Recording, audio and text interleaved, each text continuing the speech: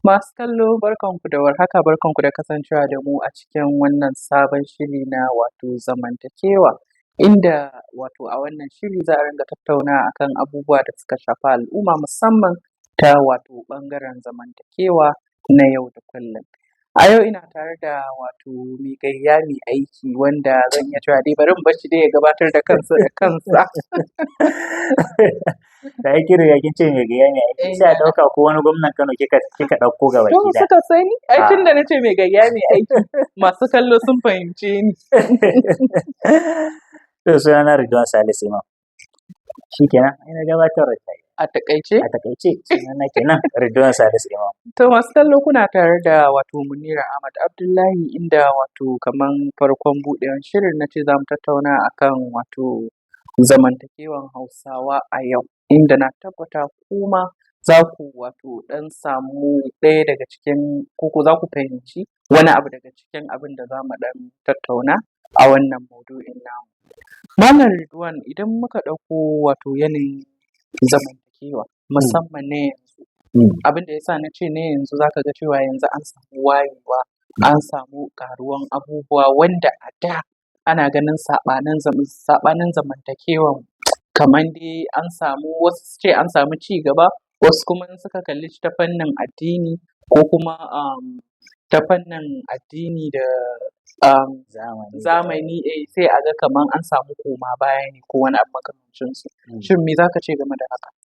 To Munira, idan na koma ɓangaren al'ada, kullum malaman al'ada suna cewa ita al'ada rayuwa take yi. Tabbas. Kuma komai al'ada ta samu sabo ne a wajenta, tana iya ɗaukan shi ta tafi da shi. To kamar mu al'ummar Hausawa, duk wanda ya san tarihin al'ummar Hausawa ya san mutane ne masu kyakkyawar zamantakewa a tsakaninsu. Tabbas. A kowane ɓangare. Bahaushe a gidansa, Bahaushe a wajen sana'a, Bahaushe a wajen tarurruka, a wajen bukukuwa, a wajen duk abin da ya shafe shi, shi mutum ne mai kyakkyawar mu'amala ko zamantakewa da duk mutanen da ya haɗu da su. Za mu iya cewa wannan ya ba wa Hausawa dama na yin nisa a ƙasashen duniya, wanda yanzu duk ƙasashen da kika je a duniya zai wahala ba ki samu Hausawa ba.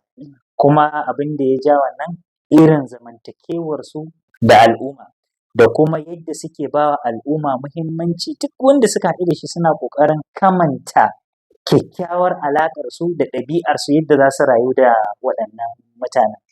To wannan ta bayu mu al'adunmu suke da kyau gaskiya. Idan muka kalli Bahaushe a yau a ɓangarori da yawa za mu ce zamantakewarsa ta samu koma baya.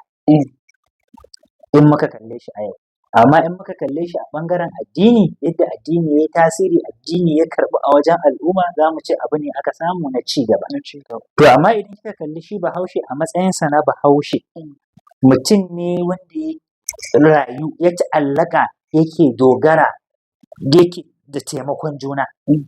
Za mu ci duk inda al'ummar Hausawa suke, mutane ne masu taimakon junansu, ɗan wane ya taimaki ɗan wane, wane ya taimaki wane, wane ya ɗauki nauyin wane, wane ya yi kaza, wane ya yi kaza. To wannan tana bayuwa wajen taimakon juna da al'ummar Hausawa suke yi. So a yanzu mun samu saɓanin wannan, ko dai mu ce matsala ta tattalin arziki da al'ummar mu suka samu, wanda yake bayuwa da me zan kira shi, kowa matsalolin gabansa sun ishe shi, kowa baya son nauyi ya masa yawa, kuma kowa baya son kuma wayewa ya zo da kowa kansa ya sani. Kowa kansa ya sani. To idan muka kalli wannan a yanzu za mu ce a zamantakewar Bahaushe ci bayan muka samu a wannan ɓangare na zamantakewa.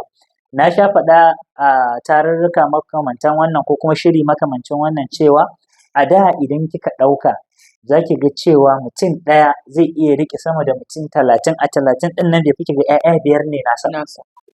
Ya taimaki ɗan wancan, ya taimaki ɗan wancan.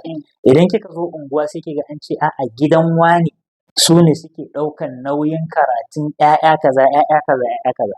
wasu ma a da idan kika ɗauka yaro zai iya tashi a gida ya rayu har sai wayo ya gane ba ma su ne iyayensa ba. Kin ga wannan kyakkyawar zamantakewa da kike Malam Ridwan, idan wato kai kana ganin daga ina aka sauka daga layi, shin daga zamanin ne ko kuma iyaye ne suka daina nuna ‘ya'ya muhimmancin wato yanayin zamantakewa da kuma haɗakar ‘yan uwa da cunkoso dai ko. To idan muka ɗauka zamanin shi ya haifar da komai. Me yasa? Kamar yadda kika faɗa a baya, zamani ya zo ya nuna mana kowa kansa ya sani. Ba mai son ka raɓe shi. Kuma yanzu duk yadda mutum ya kai da kyautatawa wani zai tsaya ya masa bauta walau a gida walau a kasuwa walau a waye. A zamanin da za ki ga cewa iyayenmu na da suna ba wannan muhimmanci cewa wannan ma mai kyautata musu mai waye kamar ya fi ‘ya'yansu. Amma yanzu ki samu iyaye ‘ya'yan ma gallaza musu suke, amma masu musu bautan sai sun nuna musu cewa a'a ‘ya'yan ma ba ni yanzu gani nake ma kamar ‘ya'yan sun fi ƙarfin iyaye. Of course, saboda me in kika ɗauki yadda yanayin rayuwa take yanzu zaki ga kamar bautawa ‘ya'ya ake. Duk wahalar da iyaye suke zaki ga akan ‘ya'ya. Ina zaka je matsalar ‘ya'ya, ina zaka dawo matsalar ‘ya'ya. Idan kika ga mutum yana ta hustling yana neman kaza kana ta sai ya ce maka saboda rayuwa ba ta da tabbas. Idan kika ɗauki rayuwa ba ta da tabbas ba fa shi ɗin yake kallo ba karan kankin kansa, a'a yana kallon ‘ya'yansa. Kar ya zo ya faɗi ya mutu ‘ya'yansa ba wanda zai kula da su, a'a kar ya zo ya kasa kaza ‘ya'yansa ba za su samu kaza ba. Maimakon mutum ya tsaya cewa ɗa na kowa ne kamar yadda Bahaushe yake faɗa, kowa ya ɗauko cewa a'a zan iya taimakon wane zan iya taimakon wane. Taimakekeniya a tsakaninmu ita za ta ƙara taimakawa wajen haɓaka tattalin arzikinmu da sauransu. Mu ɗauki kowa cewa yanzu Munira tana da gudunmuwar da za ta ba al'umma, ni ina da gudunmuwar da zan ba al'umma. Misali, yanzu idan kika ɗauki wannan shiri kina yi ne don ki wayar da kan mutane akan kyakkyawar zamantakewa. Ƙila ni kuma makaranta zan iya buɗewa akan zamantakewa. Ƙila wancan kuɗi zai iya ɗaukowa ya ɗauki ɗalibai. Ƙila wancan sana'o'i zai iya koya wa mutane. Kin ga zamantakewa ta ne ta samu karɓuwa, ta haɗu. Za a samu kyakkyawar alaƙar al'umma. To amma yanzu kowa a'a shi sai ya riƙe kayan shi nashi ne kuma yana da ikon da zai yi wa mutane. Tambaya ta ƙarshe, shin a da za ka ga zamantakewar Hausawa na da yawa ana samun masu halayyar dattako. Shin har yanzu ana samun irin wannan mutanen? Amma kanka an sa bari mu ɗan numfasa. Masu kallo bari mu ɗan numfasa muna nan dawowa.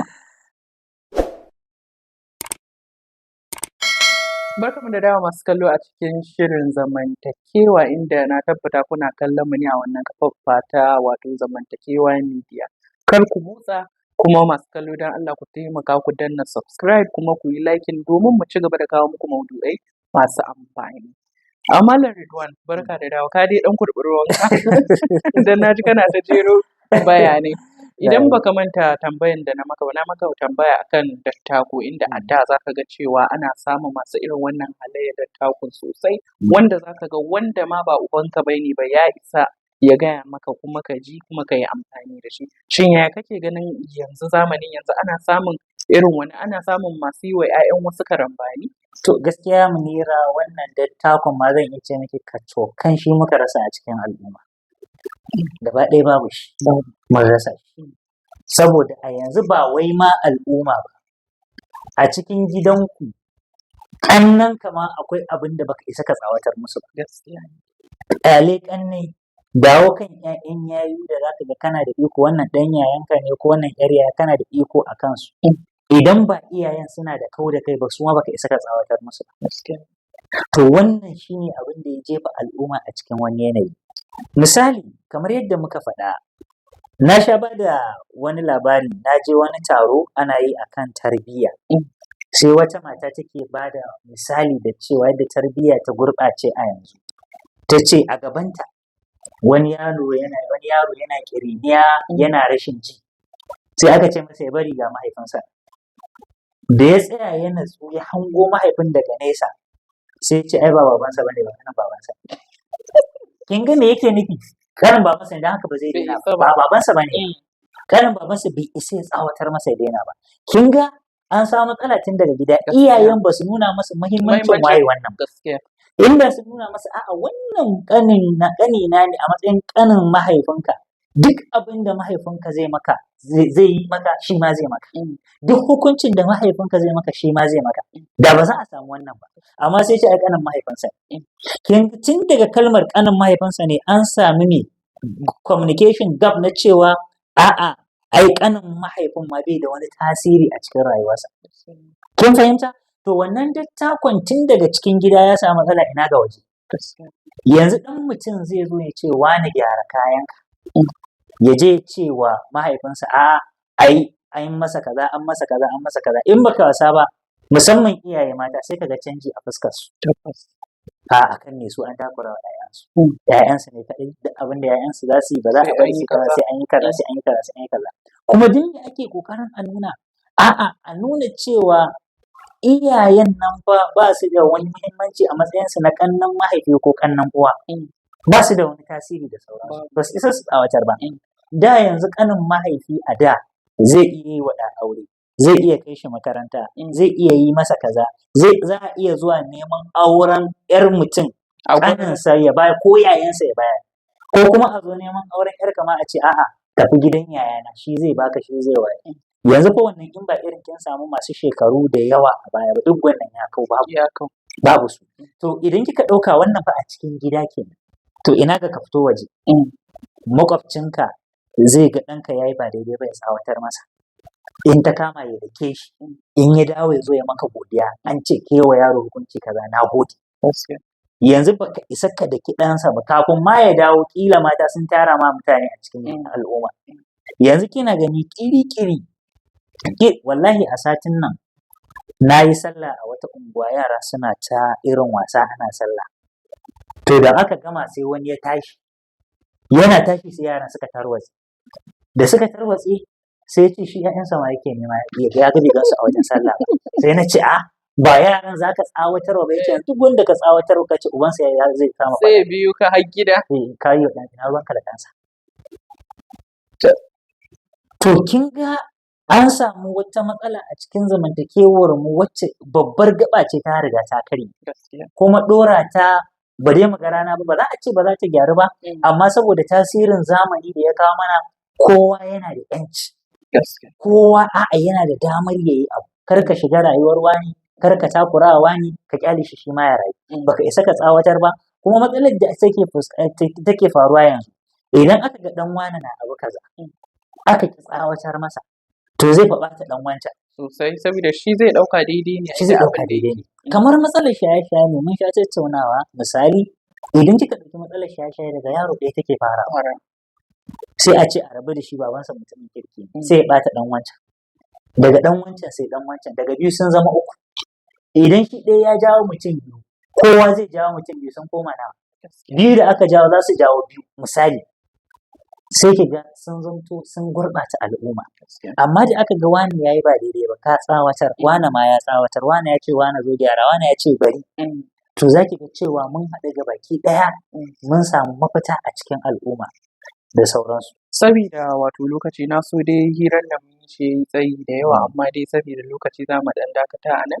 Amma daga ƙarshe duk da dai na yi alƙawarin cewa na daina tambayar mutum daga ƙarshen shirin cewa menene shawararsa, saboda mutane ganin suke ita abin da ka faɗa, saboda babu wannan halayyar dattakun, babu wannan mutuntawa kamar yadda ake a da, sai ka ga kamar duk abin da ka faɗa na shawara wani ba lallai ya ɗauka ba in taku ba ta zo ɗaya ba. Shin kana ganin wannan abin da muka tattauna, wannan maudu'in da muka tattauna, daga ina kai za ka kawo gyara ko za ka gyara ni ma in gyara a samu mafita? To kamar idan muka ɗauki ma ƙasar ga baki ɗaya, mutum ɗaya ba zai iya gyara ta ba. Kowa sai ya gyara kansa. Tabbas. Idan baka gyara kanka ba wanda zai gyara. Misali, idan yanzu na zo ina zagin shugaba kaza kaza da kaza da kaza, sai aka ce to kai da kake zagin shugaban nan, idan yanzu muka aje shi muka ce kai zo kai me za ka yi, zan yi kaza zan yi kaza zan yi kaza zan yi kaza, sai mu ce to bari mu aje ka mu ɗauko shi, bari mu aje shi mu ɗauko ka. Idan aka ɗora shi, idan ba wasa ba sa'a ba, sai ya zamto abin sai ya daɗa ɓarɓarewa. Saboda me? Kamata yayi da ya ga yana ba daidai ba ya ɗauko hanyar mataki kaza za a bi a gyara. A gyara ta kaza, a gyara ta kaza. Sai ya ce to taya ni mu gyara. Idan ka zo taya shi kai sai ka gyara kanka. Kuma mutum yadda zai gyara da gaske.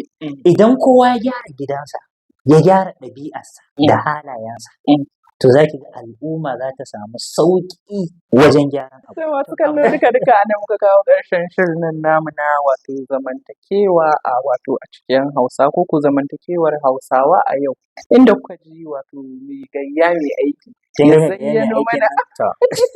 ya zayyano mana bayani akan yanayin wato zamantakewan da na yanzu aka samu bambanci da kuma yanayin yadda rayuwar ma gaba ɗaya ta taɓarɓare.